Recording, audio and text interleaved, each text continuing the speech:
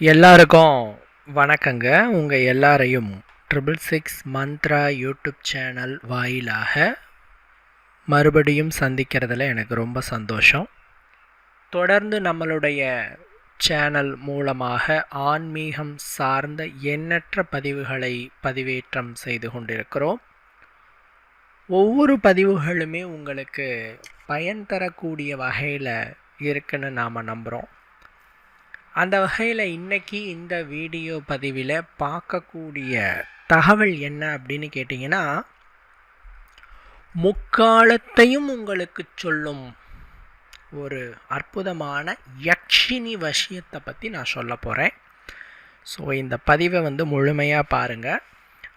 இதுக்கு முன்னாடி சில பதிவுகளை நாம் அப்லோட் பண்ணியிருக்கோம். அதெல்லாம் பார்த்திங்கன்னா பரிகாரங்கள், பூஜை புனஸ்காரம், விளக்கு போடுறது, இதை பற்றி தான் நாம் சொல்லிகிட்ருக்குறோம். பட்டு மாந்திரீகத்தில் நிறைய படிநிலைகள் இருக்குது.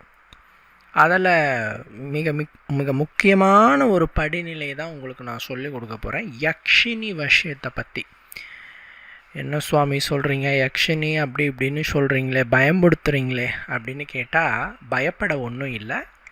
நல்ல யக்ஷினி உங்களுக்கு ஒரு தாய் மாதிரி இருந்து, எப்படிங்க, தாய் மாதிரி இருந்து உங்களை கைப்பிடிச்சி எல்லா விஷயங்களுக்குமே, நடந்தது, நடக்க போகிறது, நடந்து முடிந்தது, எல்லாத்துலேயுமே இருக்கிற சந்தேகங்களை தீர்ப்பாள். நடக்க போவதை சொல்வாள், நடக்க இருப்பதை சொல்வாள். நடந்து முடிந்ததில் நீங்கள் கேட்கும் கேள்விகளுக்கு உண்டான பதில்களுக்கு அவள் பதிலளிப்பாள். இந்த மாதிரி நிறைய விஷயம், முக்காலத்தையும் சொல்லுவாள் இந்த யக்ஷினி. அதனால் கொஞ்சம் இந்த பதிவை முழுமையாக பாருங்கள். பல அரிய தகவல்களை இந்த பதிவில் நாம் உள்ளடக்கம் பண்ணியிருக்கோம். ஸோ நீங்கள் ஸ்கிப் பண்ணால் கூட உங்களால் இதை புரிஞ்சிக்க முடியாமல் போகிறதுக்கு வாய்ப்பு உண்டு.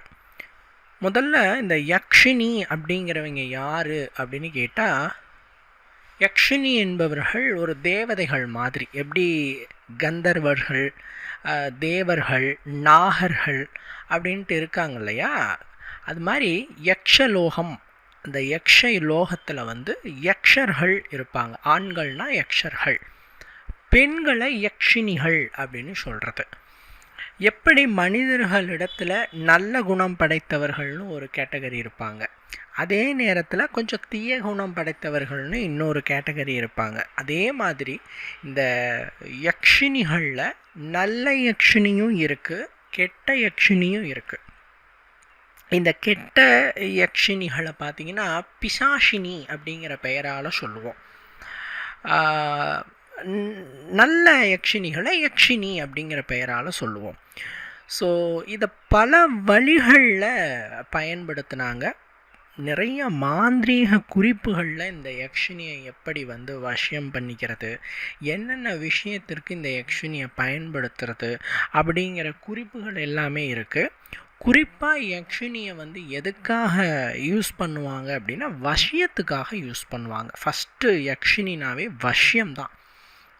வசியம் அப்படின்னா என்னங்க அப்படின்னா, தொழில் வசியம் இருக்குது, பண வசியம் இருக்குது. குறிப்பாக ஆண் பெண் வசியத்துக்கு யக்ஷினி யூஸ் பண்ணுவாங்க. ஒரு ஆணுக்கு அந்த பெண் மேலே ஈர்ப்பு இல்லைன்னா யக்ஷினியை பயன்படுத்தி அந்த ஆணினுடைய மனநிலையில் அந்த பெண்ணோட நினைவுகளை புகுத்த வைக்க அந்த யக்ஷினி பயன்படும். இதே மாதிரி பெண்கிட்டையும் அந்த ஆண் மேலே ஈர்ப்பு இல்லைன்னா அந்த பெண்ணோட மனநிலையும் மாற்றுறதுக்கு இந்த யக்ஷினி பயன்படுவாங்க. ஸோ நிறைய விஷயத்துக்கு, முக்கியமாக வசியத்துக்கு இந்த யக்ஷினி பயன்படுத்தப்படுது. அடுத்தது பார்த்திங்கன்னா, அந்த யக்ஷினியை உருவமாக செஞ்சு, என்ன சொல்லப்போனால் மர பொம்மையில் இந்த யக்ஷினியை செஞ்சு அதை வச்சு பிரதிஷ்டை பண்ணி அதுக்கு உருவேற்றி நம்ம தேவைகளுக்காக வச்சுக்கிறது, பயன்படுத்துறது. வாழ்நாள் முழுவதும் அதுக்கு மந்திர உருக்களை சொல்லி சொல்லி அதுக்கு சக்தி ஏற்றிக்கிட்டே போகிறது. அதுவும் வேலை செஞ்சுக்கிட்டே இருக்கும். இப்போ உதாரணத்துக்கு தொழில் விஷயத்துக்கு ஒரு யக்ஷினி வாங்கி வைக்கிறீங்க வீட்டில் அப்படின்னு சொன்னால், அல்லது தொழில் செய்யும் இடத்துல வாங்கி வைக்கிறீங்க அப்படின்னா, தொடர்ந்து அதுக்கு மந்திரம், பூஜைகள் இதெல்லாம் சொல்லி சொல்லி உருவேற்றிக்கிட்டே இருந்தால் அந்த யக்ஷினிக்கு நல்ல பவர் வந்துட்டு இருக்கும். ஸோ வந்து அது வந்து நம்மளோட வீடுகளில் நல்ல தனவரவை கொடுத்துட்ருக்கோம், வியாபாரம் நல்லா ஓட வைக்கும்.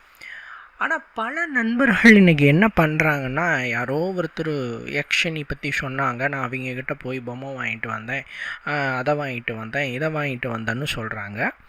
கண்டிப்பாக ஒரு விஷயத்தை புரிஞ்சுக்கோங்க, யக்ஷினி என்பவளில் குணங்கள் கண்டிப்பாக உண்டு. நல்ல யக்ஷினியும் உண்டு, கெட்ட யக்ஷினியும் உண்டு.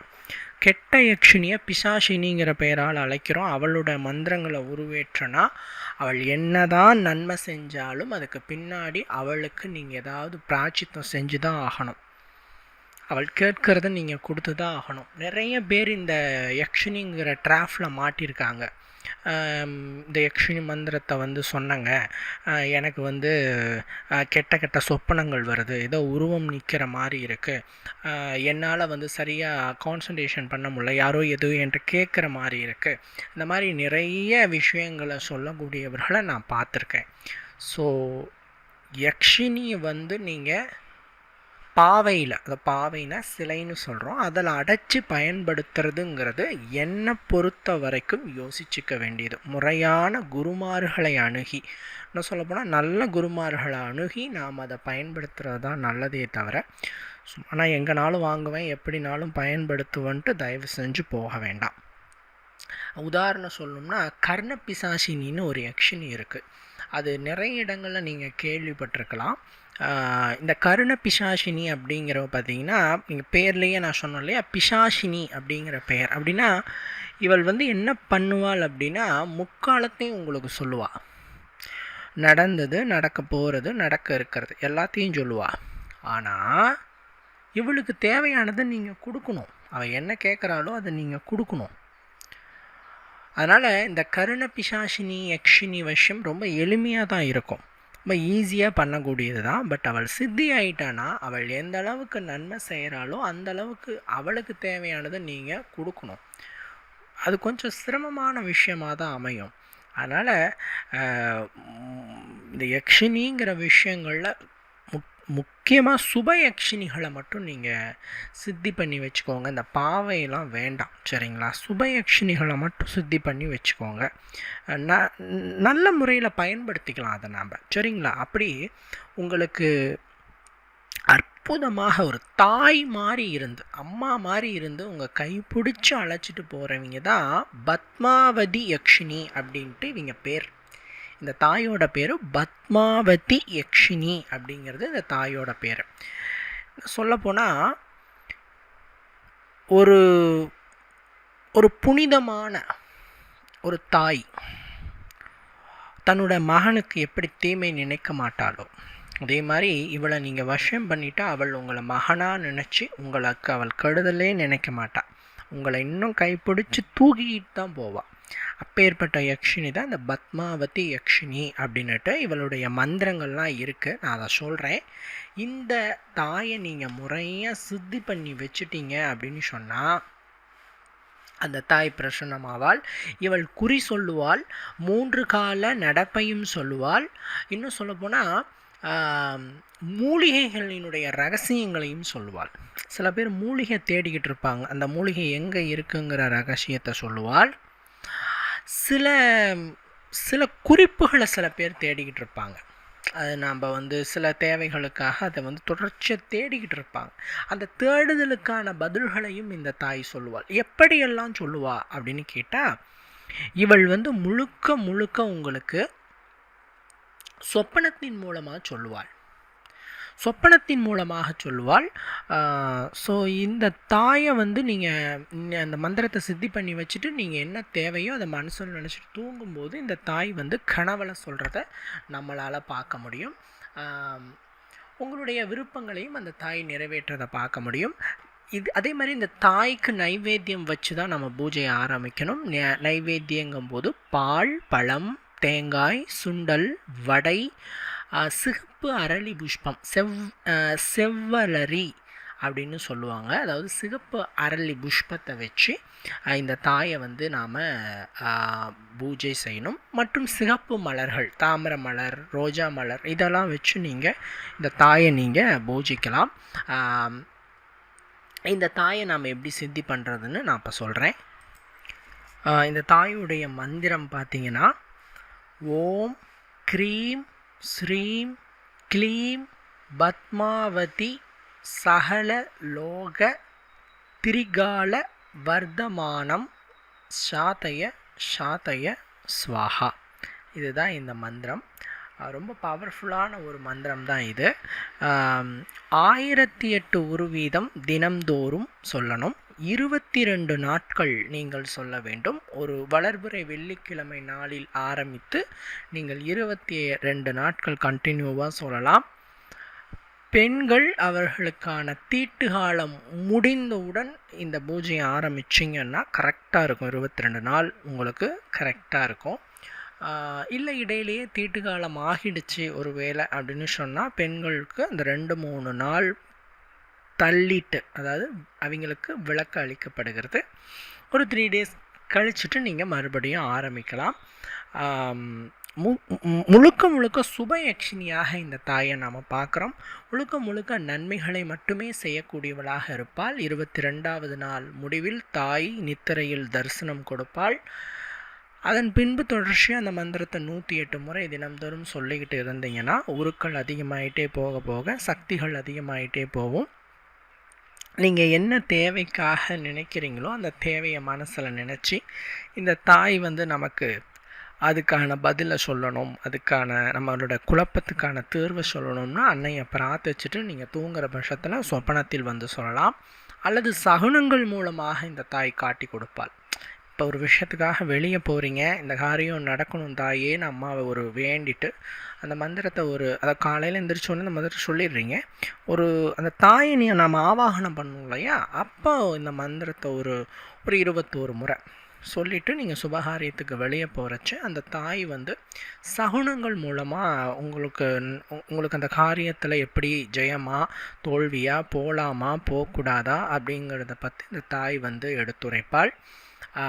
ஸோ ரொம்ப ரொம்ப சக்தி வாய்ந்த மந்திரம், புரியுதுங்களா? குறி சொல்கிறதுல 3 கால நடப்பை கண்டுபிடிக்கிறதுல இந்த பத்மாவதி யக்ஷினி தான் ரொம்ப ரொம்ப முக்கியமானவங்களாக வராங்க.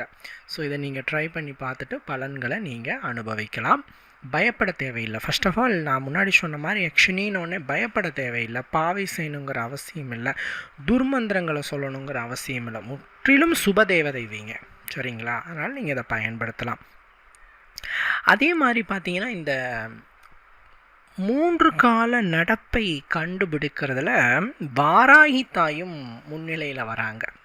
பொதுவாக குறி சொல்லணும் அப்படிங்கும்போது நாம் சொல்கிறது மேக்சிமம் இந்த பத்மாவதி யக்ஷினியை சொல்லுவோம். இது நாம் சித்தி பண்ணி வச்சுட்டா சோழி போட்டு நாம் கண்டுபிடிக்கலாம். சோழி பிரசன்னம், பூவாக்கு, இதெல்லாம் கூட நீங்கள் இந்த தாயை சித்தி பண்ணி வச்சுக்கிட்டு நம்மக்கிட்ட சோழி பிரசன்னம் நம்ம பார்த்து சொல்லலாம், பூவாக்கு சொல்லலாம், அதே மாதிரி குறிவாக்கு சொல்லலாம். இந்த மாதிரி நிறைய வாக்குகளை இதை பயன்படுத்தலாம்.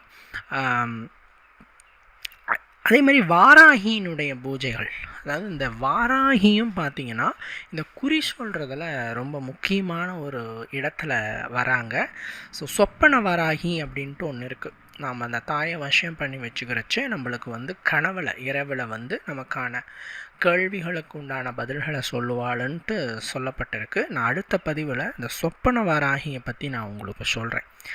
அது இன்னமுமே எளிமையாக இருக்கும். பத்மாவதி யக்ஷினியை காட்டிலும் சொப்பன வாராகி வேஷம் இன்னும் எளிமையாக இருக்கும், இன்ஸ்டண்ட்டான பலனை கொடுக்கறதா இருக்கும். நான் அடுத்த பதிவில் அதை நான் சொல்கிறேன். அதே மாதிரி பார்த்தீங்கன்னா பல பேர் என்ன நினைக்கிறாங்க அப்படின்னா, தாய் நேரடியாக நம்மளை கைப்பிடிச்சு கூட்டிகிட்டு போவாங்க, நமக்கான விஷயத்தை கொடுப்பாங்க அப்படின்ட்டுலாம் நினைக்கிறாங்க. ஆக்சுவலாக காலங்கள் மாற மாற என்ன சொல்லப்போனால், ராமாயண காலம் பார்த்திங்கன்னா மனிதர்களும் கடவுள்களும் சேர்ந்து வாழ்ந்த காலம். அப்படியே மகாபாரத காலம் வந்ததுன்னா அவதார புருஷர்கள் வாழ்ந்த காலம். இது கலியுகம். கலியுகம்னாவே மனுஷங்களுடைய குணங்கள் குறைஞ்சி அசுர குணம் வெளிப்படும் காலம். இங்கே தெய்வம் நேரடியாக தோன்றி கைப்பிடிச்செலாம் கூட்டிக்கிட்டு போவாது. அவங்க ஏதேனும் ஒரு ரூபத்தில் அசரீரியாகவோ சொப்பனங்கள் மூலமாகவோ சகுனங்கள் மூலமாகவோ தான் உங்களுக்கு குறிகளை காட்டுவாங்க, அல்லது உங்கள் வாயிலிருந்தே அதை சொல்ல வைப்பாங்க. அந்த மாதிரி விஷயங்கள் மூலமாக தான் உங்களுக்கு அவர்கள் வழிகாட்டுவார்களே தவிர இதை நேரடியாக கைப்பிடிச்சுட்டுலாம் கூட்டிகிட்டு போக மாட்டாங்க. ஸோ நீங்கள் அதையும் நன்றாக புரிந்து வச்சிருக்க வேண்டும். எப்பயும் இறைநாமத்தை சொல்லி இறைவனை பிரார்த்திப்பவர்களுக்கு வரும் நாட்கள் அத்தனையும் நன்மை தான். அதில் எந்த விதமான டவுட்டுமே கிடையாது. நான் அதே தான் சொல்வேன். எவன் ஒருவன் காலை எழுந்தவுடன் இறைநாமத்தை சொல்லுகிறானோ அவன் வாழ்நாள் முழுவதும் செல்வகடாட்சத்தோடே இருப்பான். அவனுக்கு வர கஷ்டம்லாம் அந்த இறைவனே வந்து சால்வ் பண்ணிவிடுவார். காலையில் எழுந்த மேனுக்கு நீங்கள் வாயை கொப்பளிக்கிறீங்களோ கொப்பளிக்கலையோ, ரெண்டாவது காலையில் எழுந்த உடனே உங்களுக்கு பிடிச்ச தெய்வம் முருகா, கிருஷ்ணா, ராமா, நாராயணா, ஓம் சக்தி, ஏதாவது ஒரு தெய்வ நாமத்தை மனசில் நினச்சி சொல்கிறச்சு உங்களுக்கு அன்றைக்கி ஃபுல்லாகவே நல்லது மட்டும்தான் நடக்கும். இதில் வந்து லைஃப்லேயே நீங்கள் அப்ளை பண்ணிக்கலாம். சரிங்களா? இது ஒரு சின்ன உதாரணத்துக்கு நான் சொல்கிறேன். அருணகிரிநாதர் அவருடைய விதி அமைப்பு என்ன தெரியுமா? திருவண்ணாமலை கோபுரத்துலேருந்து விழுந்து இறக்கணுங்கிறது தான் விதி. அவர் மேலே இருந்து விழுந்து இறக்கும் பொழுது என்ன பண்ணிட்டார்? முருகான்னு சொல்லிட்டு விழுந்துட்டார். அந்த முருகாங்கிற ஒற்றை வாரத்துக்கே அவருடைய விதியே மாறி அவருக்கு வந்து வேலவன் காட்சியளித்து அந்த வேலெடுத்து அவருடைய நாவில் ஓங்காரம் எழுதி அவரை வந்து பாட வச்சு திருப்புகளை ஏற்றி இன்னைக்கு எவ்வளோ பெரிய ஒரு விஷயத்தை, ஒரு கவசத்தை அவர் கொடுத்துட்டு போயிருக்கிறார். அந்தளவுக்கு விதியை மாற்றுமாம் இறைநாமம் அப்படின்னு சொல்கிறது. பக்தியிலேயே உயர்ந்தது இறைவனின் நாமங்களை ஜெபிப்பதாம். ஸோ அதை நீங்கள் டெய்லி செஞ்சீங்கன்னாவே உங்களுக்கு நல்ல பலன்கள் கிடைக்கும், அற்புதமான பலன்கள் கிடைக்கும். ஸோ நீங்கள் வரும் காலம் எதுவாயினும் பயப்பட தேவையில்லை. எல்லாம் நன்மைக்கே அப்படிங்கிற அந்த ஒரு பாசிட்டிவோடு நீங்கள் கடந்து போயிட்டே இருப்பீங்க. ஓகேங்களா? ஸோ இந்த ஒரு பதிவு உங்களுக்கு கட்டாயம் ஒரு பயனளிக்கிற பதிவாக இருந்திருக்கும் நான் நம்புகிறேன். மற்றும் ஒரு பதிவில் உங்களை நான் வந்து சந்திக்கிறேன். நன்றி, வணக்கம்.